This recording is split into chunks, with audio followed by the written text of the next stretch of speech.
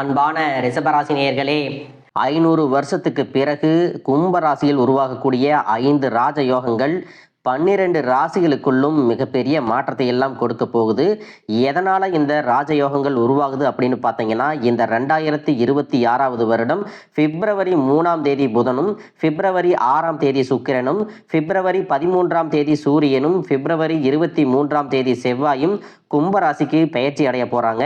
இதன் காரணமா லட்சுமி நாராயண யோகம், சுக்கிர ஆதித்ய யோகம், புத ஆதித்ய யோகம், ஆதித்ய மங்கள யோகம் மற்றும் சதுர் கிரகி யோகம் அப்படின்னு 5 ராஜ யோகங்கள் உங்களுடைய வாழ்க்கையில நல்ல பலன்களையும் திடீர் மாற்றங்களையும் ஏற்படுத்த போகுது. இதனால எல்லாருக்கும் உடனே வாழ்க்கை மாறிடுமா அப்படின்னா, மற்ற ராசிகளை விட மேசம், ரிஷபம், மிதுனம், கன்னி, கும்ப ராசிகளுக்கு சாதகமான காலமா இது இருக்க போகுது. இதுநாள் வரைக்கும் உங்களுடைய வாழ்க்கையில நடந்த கசப்பான விஷயங்கள், சம்பவங்கள், ஏமாற்றங்கள், துரோகங்கள் எல்லாமே உங்களுக்கு மிகப்பெரிய அடியை கொடுத்து முடக்கி வச்சிருக்கும். இன்னும் சில விஷயங்கள் எல்லாம் நினைச்சு பார்க்கும்போது ஒருவித பயமும், வாழ்க்கையவே வெறுக்கக்கூடிய மனநிலையும் இருக்கும். அதனால தான் சில நேரங்களில் நீங்களாவே மனசு வெறுத்து போய் என்னோட வாழ்க்கை இப்படியெல்லாம் இருக்குன்னு நான் கனவுல கூட நினைச்சு பார்த்ததில்ல, கடவுளே நீ என்னை படைச்சதுக்கு நீ படைக்காமலே இருந்திருக்கலாம் அப்படின்னு ஆதங்கத்தோடவும் உரிமையோடவும் கடவுள்கிட்ட கண் கலங்கி வேண்டுதலாக வச்சுட்டு இருந்திருப்பீங்க. இவ்வளவு பிரச்சனைகளையும் கஷ்டங்களையும் அனுபவிச்சதுக்கு அப்புறம் எனக்கு இந்த வாழ்க்கையை வாழணுங்கிற ஆசை சுத்தமாகவே போயிடுச்சு. இருந்தாலும் ஏனோ தானோ அப்படிங்கிற மாதிரி ஒரு வாழ்க்கையை தான் இப்போ வாழ்ந்துட்டு இருக்கீங்க. நீங்களாவே இதையெல்லாம் வெளியே சொல்லலை அப்படின்னாலும் உங்கள் மனசில் கவலையும் துன்பமும் தான் அதிகமாக இருக்கு. நீங்கள் ஒரு நாள் சிரித்து சந்தோஷமாக இருந்துட்டா அதுக்கு 10 நாள் நிம்மதியை தொலைச்சிட்டு அடுத்து என்ன செய்யலாம், என்ன முடிவுகளை எடுக்கலாம் அப்படின்னு குழப்பத்தோடு புலம்புற மாதிரியான வாழ்க்கை இப்போ போயிட்டு இருக்கும்.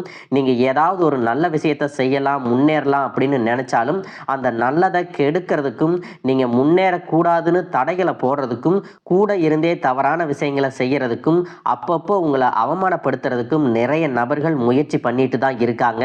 நீங்கள் அவங்கள கவனிக்கலை அப்படின்னாலும் அவங்க நீங்கள் செய்கிற ஒவ்வொரு விஷயத்தையும் கவனிச்சுட்டு தான் இருக்காங்க.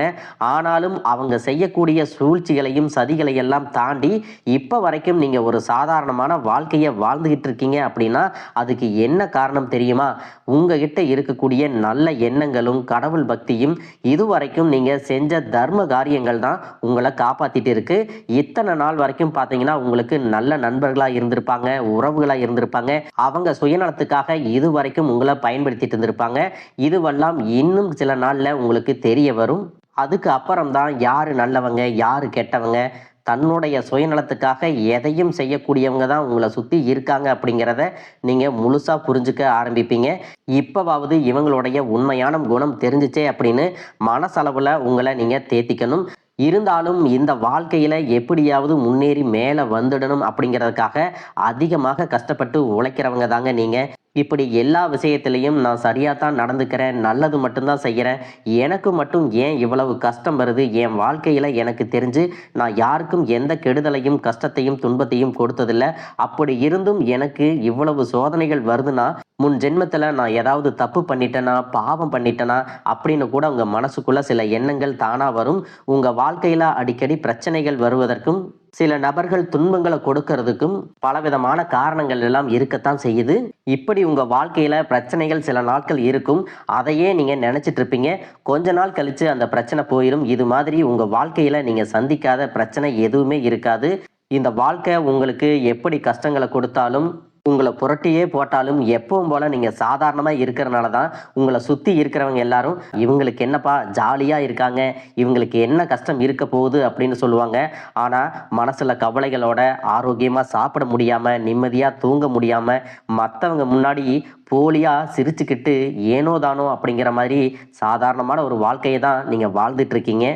இப்போ வரைக்கும் உங்கள் வாழ்க்கையில் நடந்த நெகட்டிவான விஷயங்கள் எல்லாம் இனி விட்டுருங்க. இனி வரக்கூடிய நாட்களில் உங்களுக்கு என்ன மாதிரியான நன்மைகள் எல்லாம் கிடைக்க போகுது, இந்த ராஜயோகங்கள் மூலமாக உங்கள் வாழ்க்கையில் என்னவெல்லாம் நடக்க போகுது அப்படிங்கிறத தான் இந்த வீடியோ பதிவில் முழுசாக பார்க்க போகிறோம். இந்த ராஜ யோகங்கள் காரணமாக இனி வரக்கூடிய காலகட்டத்தில் உங்களுக்கு அதிர்ஷ்டம் கூடி வரப்போகுது. நிலுவையில் இருக்கக்கூடிய பணிகளை எல்லாமே செஞ்சு முடிப்பீங்க. வெளிநாட்டு பயண வாய்ப்புகள் கிடைக்கும். சொத்து சம்பந்தமான பிரச்சனைகள் இருந்துச்சுன்னா அது தீரும். குடும்ப வாழ்க்கை மகிழ்ச்சிகரமானதாக மாறப்போகுது. கடந்த காலகட்டங்களில் திருமணம் பார்த்தீங்கன்னா நிறைய பிரச்சனைகளும் சிக்கலுமாவே இருந்திருக்கும். அதிலும் பெண்களுக்கு ஏதாவது ஒரு வகையில் அலைச்சல் இருந்தாலும் எளிமையாக திருமணம் முடியும். ஆனால் ஆண்களுக்கு எத்தனையோ வகையில் காம்ப்ரமைஸ் ஆனதுக்கு அப்புறம் ஒரு பொண்ணு கிடைக்கும். அதையும் தெரிஞ்சவங்க அக்கம் பக்கத்தில் இருக்கிறவங்க அதை இதையும் சொல்லி திருமணம் நடக்க விடாம கெடுத்துடுவாங்க. அது மட்டும் இல்லாமல் ஜாதகத்திலையும் ராகு கேது இருக்கு, செவ்வாய் இருக்கு, சுத்த ஜாதகமா இருக்கு அப்படின்னு நிறையவே காரணங்களை சொல்லி உங்க வாழ்க்கையில விளையாடிட்டு இருப்பாங்க. ஆனால் இந்த 2026ஆம் ஆண்டு திருமணத்திற்கு நல்ல நேரம் அப்படின்னே சொல்லலாம். இன்னும் சிலர் காதலிச்சுட்டு இருந்திருப்பீங்க. சில இடங்கள்ல சரியான புரிதல் இல்லாமல் பிரிஞ்சும் இருந்திருப்பீங்க.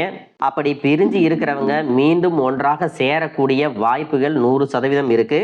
எதிர்பார்ப்புகளை குறைச்சிட்டு உண்மையான அன்பை மட்டும் நேசிக்கிறவங்களா இருந்தாங்க அப்படின்னா நிச்சயமா அவங்க உங்களை தேடி வருவாங்க. இதுவரைக்கும் உங்களுடைய காதலுக்கு தடையா இருந்த பெற்றோர்கள் மனசு மாறி உங்களுக்கு சம்மதம் சொல்லக்கூடிய வாய்ப்புகளும் இருக்கு. இன்னும் சிலர் பார்த்தீங்கன்னா தன்னுடைய வாழ்க்கை துணையை இழந்திருப்பாங்க, அல்லது கணவனையோ அல்லது மனைவியோ பிரிஞ்சு வாழ்ந்துட்டு வரக்கூடிய சூழ்நிலை இருக்கும். அவங்க மீண்டும் சேர்வதற்கும் அல்லது இரண்டாவதாக ஒரு திருமணம் செய்வதற்கான வாய்ப்புகளும் இருக்கு.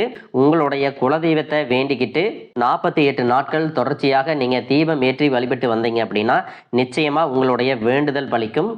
நீண்ட நாளாக நீங்க கனவு கண்டிருந்த வாழ்க்கை உங்களுக்கு பலிக்க போகுது. குடும்பத்துல இருந்த சின்ன சின்ன பிரச்சனைகள் எல்லாமே தீரும். மற்றவர்கள் மனதுல என்ன இருக்குது அப்படின்னு ஈஸியா தெரிஞ்சுக்கிட்டு அதுக்கு தகுந்தபடி நீங்க செயல்படுவீங்க. இது வரைக்கும் நிறைய கடன்ல தவிச்சிட்டு இருந்திருப்பீங்க. ஒரு கடனுக்கு வட்டி கட்ட இன்னொரு கடனை வாங்கி இருப்பீங்க. உங்ககிட்ட இருக்கக்கூடிய கடன்களை எல்லாம் அடைக்கக்கூடிய யோகம் இனி வரக்கூடிய காலங்கள்ல வரப்போகுது.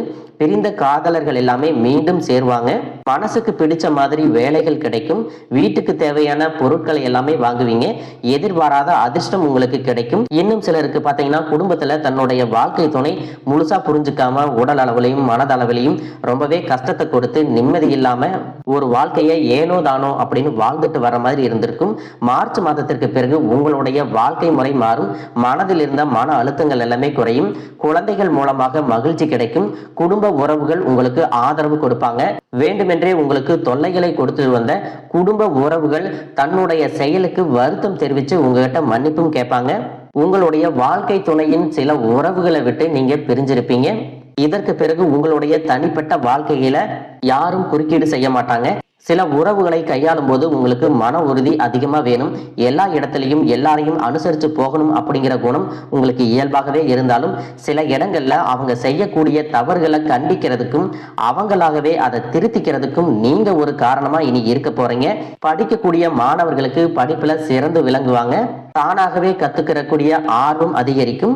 அரசு வேலைகளுக்கு முயற்சி செஞ்சுட்டு இருக்கிறவங்களுக்கு இந்த வருடத்துல நிச்சயமாக அரசு வேலை கிடைக்கும். புதிய வாகனங்கள், வீடு மற்றும் சொத்துக்களை எல்லாமே வாங்குவீங்க. தவறான நண்பர்களின் சேர்க்கை மற்றும் பழக்க வழக்கங்கள்ல உங்களுக்கு மாற்றம் ஏற்படும். விளையாட்டுக்கு கூட தப்பான விஷயங்களை நீங்க செய்ய விரும்ப மாட்டீங்க.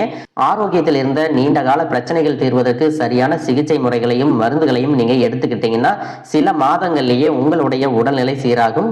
தேவையான இடங்கள்ல அன்பு காட்டுங்க.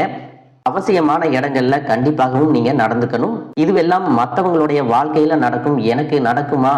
இதுவரைக்கும் நான் கஷ்டத்தை மட்டும்தான் அனுபவிச்சு வந்திருக்கிறேன், எனக்கு இந்த வாழ்க்கை வேண்டாம் அப்படின்னு என்னைக்கும் இந்த வாழ்க்கையை வெறுக்காதீங்க. சந்தேகமும் படாதீங்க. இந்த வாழ்க்கையில ஒவ்வொரு விஷயத்தையும் முயற்சி செய்யறவங்க தோத்தாலும் ஜெயிச்சுக்கிட்டு தான் இருக்காங்க. எந்தவித முயற்சியும் செய்யாதவங்க தான் தன்னுடைய ஜாதகம் சரியில்லை, தன்னுடைய தலைவிதி இப்படிதான், தனக்கு நல்லதே நடக்காது, மற்றவங்களுக்கு மட்டும்தான் இது நடக்கும், நான் ராசி இல்லாதவன் அப்படின்னு தனக்குத்தானே ஏதாவது ஒரு காரணங்களை சொல்லி வயசையும் காலத்தையும் நேரத்தையும் வீணாக்கிட்டு இருக்கீங்க. எல்லா இடத்துலையும் எல்லாரையும் மாற்றணும் அப்படிங்கிற மனநிலை இல்லாம எது உங்களுடைய வாழ்க்கைக்கு தேவையோ அதை நீங்க மாத்திக்கணும் அப்படிங்கிறத நீங்க கவனத்துல வச்சுக்கணும். உங்களுடைய சந்தோஷமான வாழ்க்கை நீங்க எடுக்கக்கூடிய முடிவுகள்ல தான் இருக்கு. கடவுளை முழுசா நம்புங்க. கிரக நிலைகள் உங்களுக்கு துணை செய்யும். உங்களுடைய வேண்டுதல்கள் எல்லாமே பலிக்கும். இந்த 2026ஆம் ஆண்டுல நீங்களும் சரி, உங்களை சுத்தி இருக்கிறவங்களும் சரி, புதுவிதமான வாழ்க்கையை சந்தோஷமா வாழ போறீங்க. வாழ்க வளமுடன், வாழ்க பல்லாண்டு.